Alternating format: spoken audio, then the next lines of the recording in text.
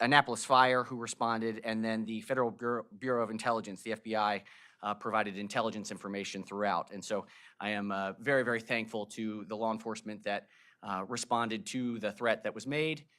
Everyone was safe, despite it being a bit of a scary situation. And so I appreciate our first responders and the work that they did to keep this Annapolis moving and that we can continue the people's work. I know there will be a number of questions. It is a situation that's under investigation, and so I can't get into too much detail on some of the specific responses or causes, but do just want to reiterate that all of the proper protocols were followed, and I'm very thankful to those who were responding. And I know a number in this room were also experiencing it in their own way, and thankfully everybody was safe. So. In that spirit, let's transition back into Senate business because, as I said, the work continues.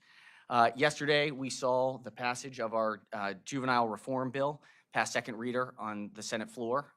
There were good questions, good discussion, good debate, but I think what you saw was the product of a lot of work, a lot of conversation.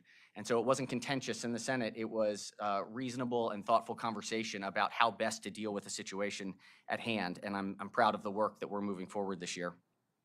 I want to thank Senator Smith and the members of the committee who, again, are working right now.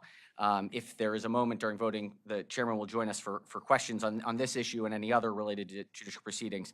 But they've done some really excellent, had these hard conversations to get us where we are today. I want to thank the House committee as well. There has been a lot of communication and collaboration throughout this process, and I think we're in a very good place. Even though there are minor differences between the bills, I feel very confident that we'll get this done in short order. Another important bill that I do want to address is the medical aid in dying or compassionate choices. We are not going to be taking a vote on the bill this year. It does not appear that we have the votes to pass it in the Senate, and so we will not be moving forward on that issue, which I know will be disappointing for a number of folks, but if the votes aren't there, the votes aren't there, and so we will continue in the education process and take it up at a different time when we think that there's a better chance of its passage. I do want to give, just pause and give a shout out to all of our standing committees. We have an enormous number of bills that have been introduced this year, and the committee members and the staff, particularly in the Department of Legislative Services, have done an exceptional job, no matter the circumstances. And you think about the context of everything, it's just been incredible, and they're back to work today, just as though nothing happened. At the end of next week, we're going to have the budget being voted out of B&T. And so we will have some initial decisions and committee decisions that will start to move forward. There were a few issues around Medicaid, which I'm sure there may be some questions about, some unexpected costs that have impacted our approach and made it a little bit less flexible than even we thought from the beginning.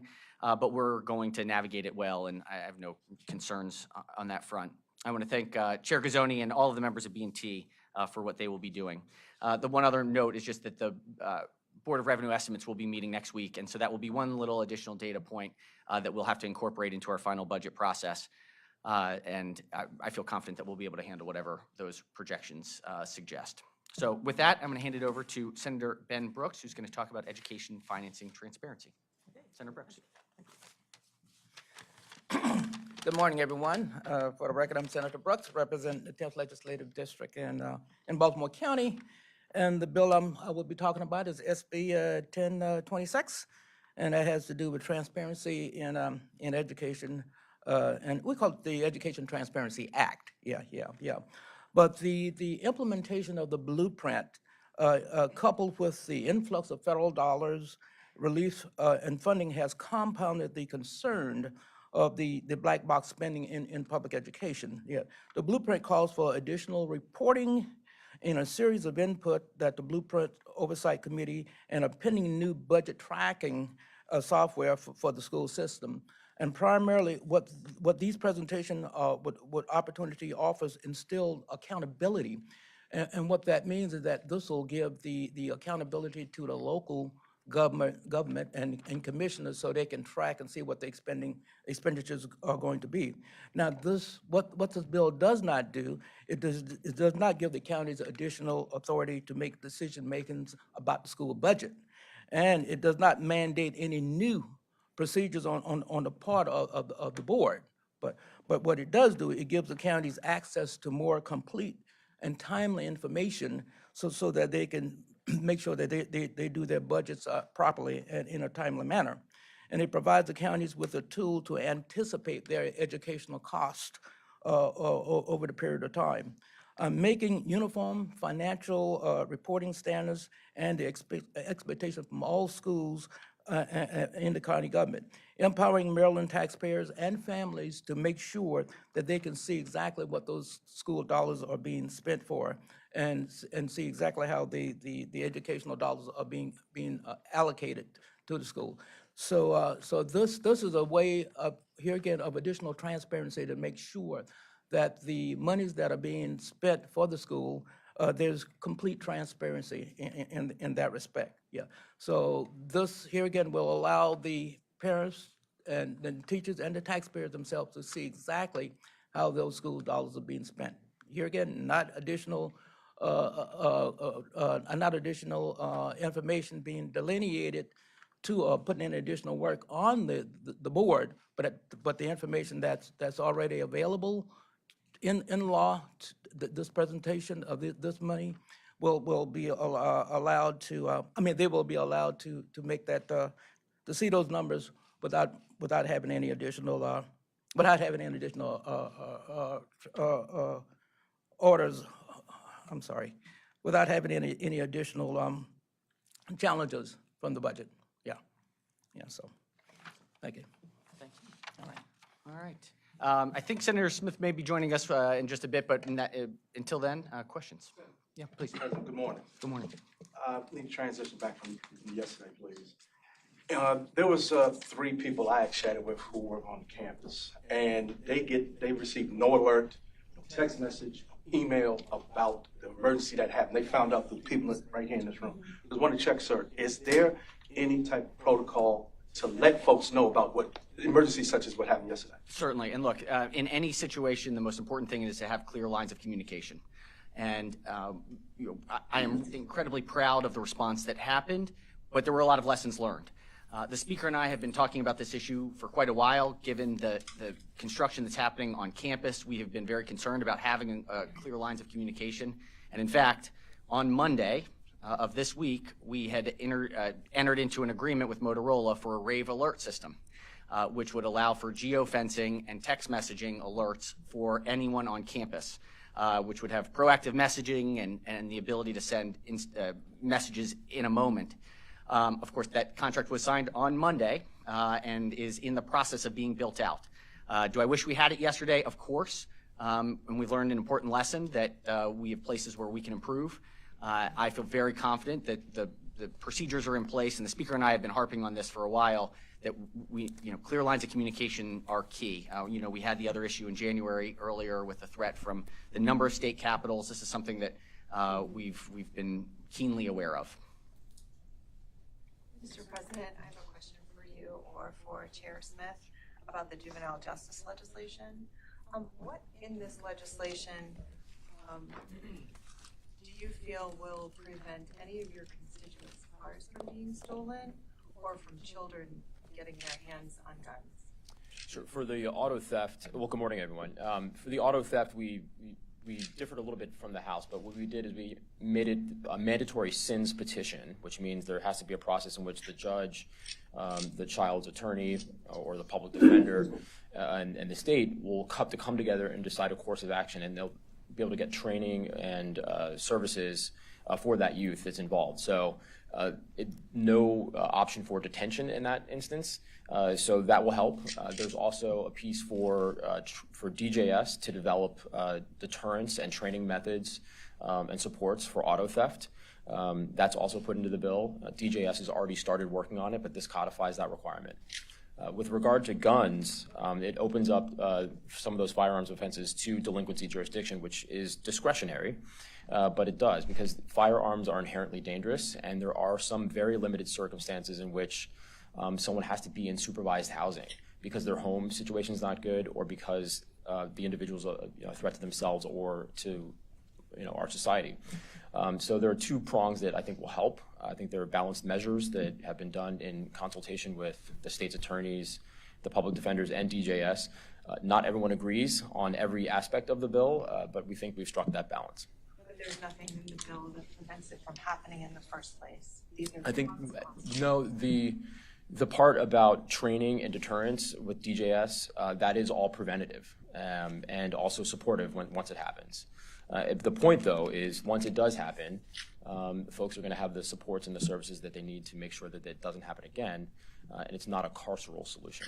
Chair Smith, I've heard you talk in voting sessions about how there are two extremes on either side of the bill, and both of them are wrong. The people who think that it is over carceral, and the people who think it doesn't go far enough. Could you speak, and maybe the president as well, speak to the intent behind the legislation, why you brought it, to maybe clear up some of those? I think the good thing about where we are is that all of the stakeholders involved are interested in ensuring that the youths involved in this activity and the families receive the support and the services that they need to stay out of the justice system. I think that's the goal of all three kind of these major actors, and so that's a good place to start from.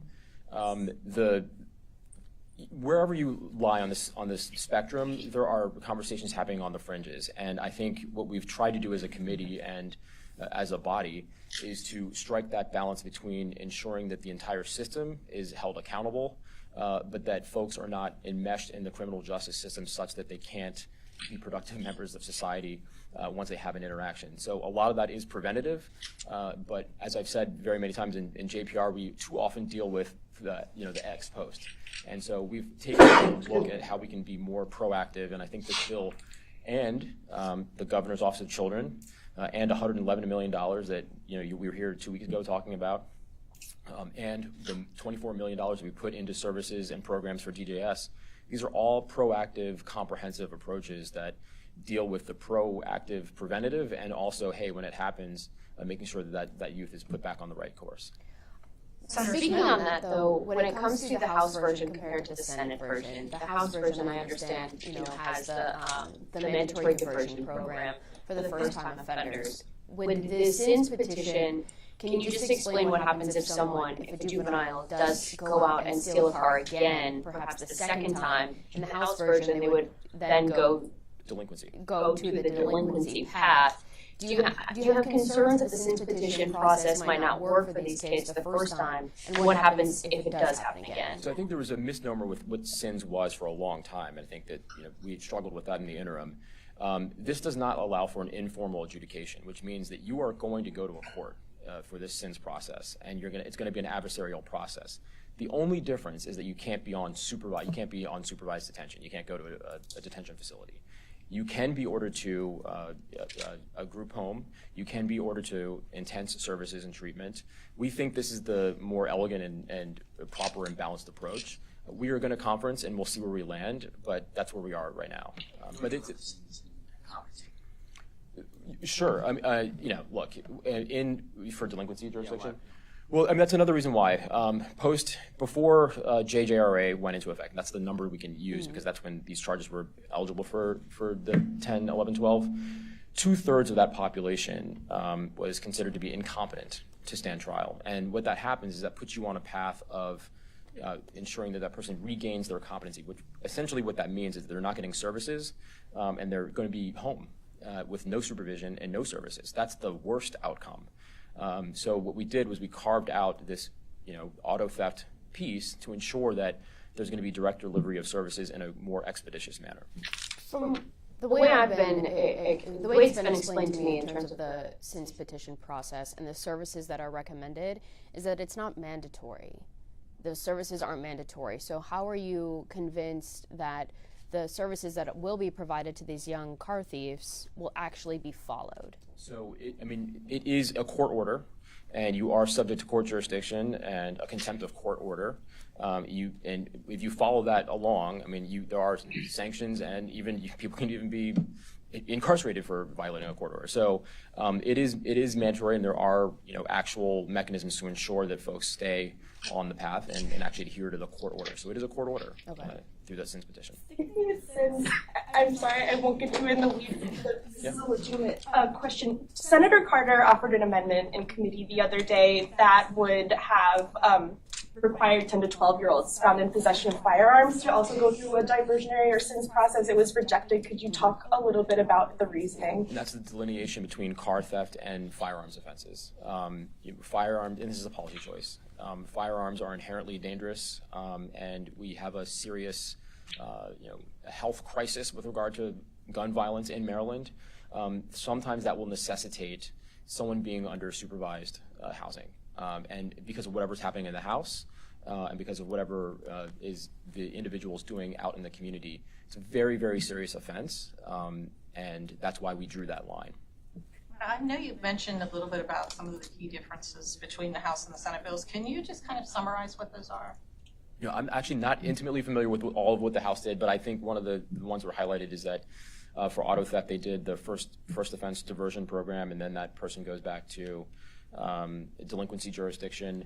I think there may be some differences in what they do for if you violate something when you're on parole. There may be some differences there, or under supervision. I'm sorry? Probation. Or probation, sorry, probation, not parole. And so I'm not sure, I haven't read the full final product yet, but I think those are two of the top touch points there. And you believe that these can be ironed out between? Well, we've got no other choice. Yeah.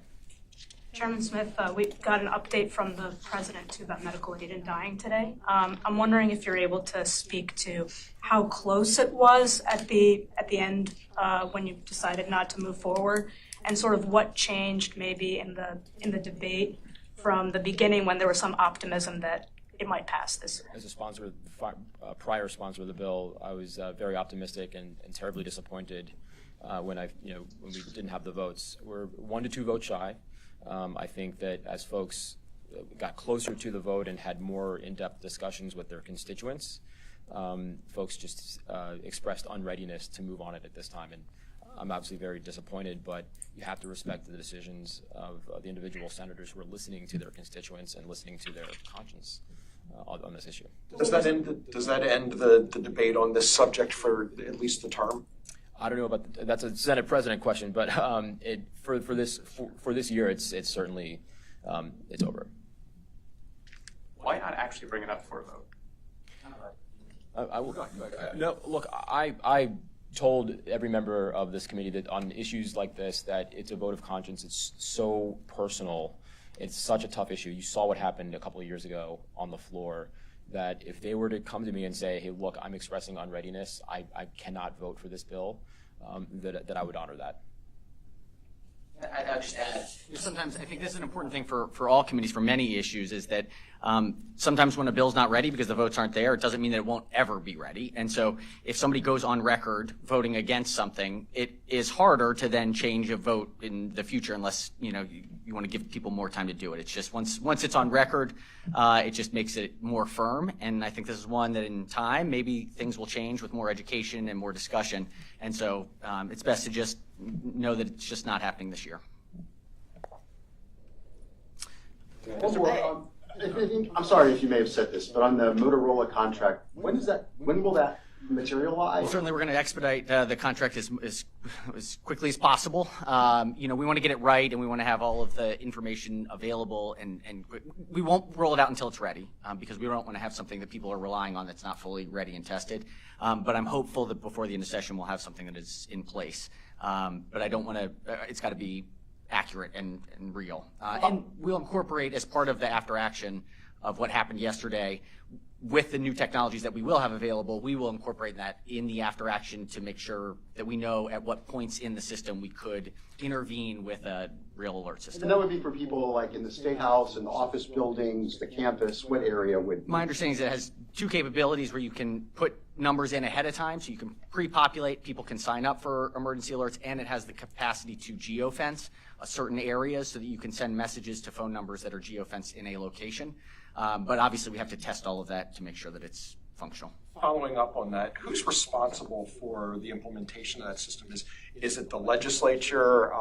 Do they control this process, or is this controlled by DGS? In this case, this is the interesting part of Annapolis, is that we are multiple branches of government operating collaboratively. And so This particular system, the speaker and I asked the Office of Information Systems to make available for the campus. We have responsibility over the staff and members of the buildings on campus, and we're doing it in coordination with Department of General Services and Capitol Police. In terms of crisis management, in the moment, Capitol Police is the point of contact. They are the ones who are in charge in the midst of crisis. What was the impetus for this? When was the last time that anyone did took a look at how secure the building is in situations like these? I mean, I've been here 20 years. I don't think we've had so much as a fire drill. And I'll tell you, yesterday, being someone who was in the State House, we found out and locked down because a staff member ran down the hall and ordered us to close our door. That's how we found out. Yes, look, I think in these situations they're fast moving and quick, and so there's always places for improvement. And I think, certainly we know that the communication during the event is something where we know that 95% of the challenges that happen with communication will be solved with a real alert system. And so, I feel confident in that moving forward. It's why the speaker and I have been pushing for this for a while. The sad reality of today is that this is not uncommon, and we have seen an increased number of threats being made to the campus, to members in the political process. And I think this is the consequence of what happens when political rhetoric gets out of control at times, and when political extremes turn into inflaming those who may be unstable to do something physical. And so, we've had a number of bills about swatting and the impact of social media on creating these types of crises. And so this is the sad reality of what we have to deal with, and we have to be able to respond appropriately. And law enforcement did a remarkable job. There was never a moment yesterday where I felt unsafe. It was a surreal experience, but I was very confident that the plans were in place. And so in terms of when is this looked at, there are regular updates to our emergency management plan, and we are in regular communications with Department of General Services, the Capitol Police, and all members of law enforcement. We have plans and protocols for a number of different situations. This is a good reminder that we can always improve, and we will. Mr. President, is there a message you have for some employees and other staff who it was calm, nobody got hurt, big thing, but there's still a fear of a few folks who say, I'm scared, terrified, help. What's the message you have for them, sir? First and foremost is to say those feelings are reasonable and understandable, and so they should feel comfortable processing through that. I hate the fact that in a workplace that I have any type of leadership over, there is even the possibility of something like this that can cause any trauma or pain. But it is a sad reality that it is possible. However, we are so blessed to have incredible law enforcement who are prepared and ready for every situation. And that's what happened yesterday, is that, of course, there were areas where we can improve communication, but there was never a moment in which there was the possibility of somebody being hurt. There was a quick reaction. It was maintained, and we'll learn from it and be better moving forward. You said you go through and you get regular updates about the emergency management plan. Do you or the Senate or the staff ever go through drills or practices for these kinds of things? We've done, so that's a great question, and in our caucus and with members, we've done meetings with our Sergeant at Arms to talk through the emergency management plans that exist. There is a floor leader on every floor that has regular training. We've had active shooter trainings, stop the bleed trainings, and so we've made trainings available to members and staff. Of course, you can always train more, and this is something that we're going to be talking about in this after action, where are the places where there are gaps that we can provide additional resources and tools. But we do regularly have updates about these types of situations. One more, guys. I apologize for going back to juvenile crime. As the president of this body, moving forward as we enter into potential conferencing and negotiations, are you willing to bend on the SINS petition, or is that something that you are going to fight for as this process plays out for car thefts? Look, I think we're going to negotiate this in good faith. I feel very confident that we'll get to the place that is the most appropriate and that is able to be passed. And so I believe that the SINS petition is the right option because this idea of attaining competency is a real challenge for 10, 11, and 12-year-olds. Again, I do want to make it clear, I know there's been a lot of focus on this 10, 11, and 12, and these feel the worst because you don't want a 12-year-old engaging in car theft. This is a incredibly small population that we are talking about here, and you know, we want to get this right for that very small population. That is the challenge, but it is the larger effort of the bigger package for the many more involved juveniles and young people that, if we get the right resources, never get involved in the system in the first place, which should be our goal across the board. And so there's going to be focus on getting the SIN's petition or jurisdiction correct. We'll have ongoing conversations, but I would say this is a very tiny part of the problem. Thank you, Mr. President. All right, thank you all. Thanks. Thanks.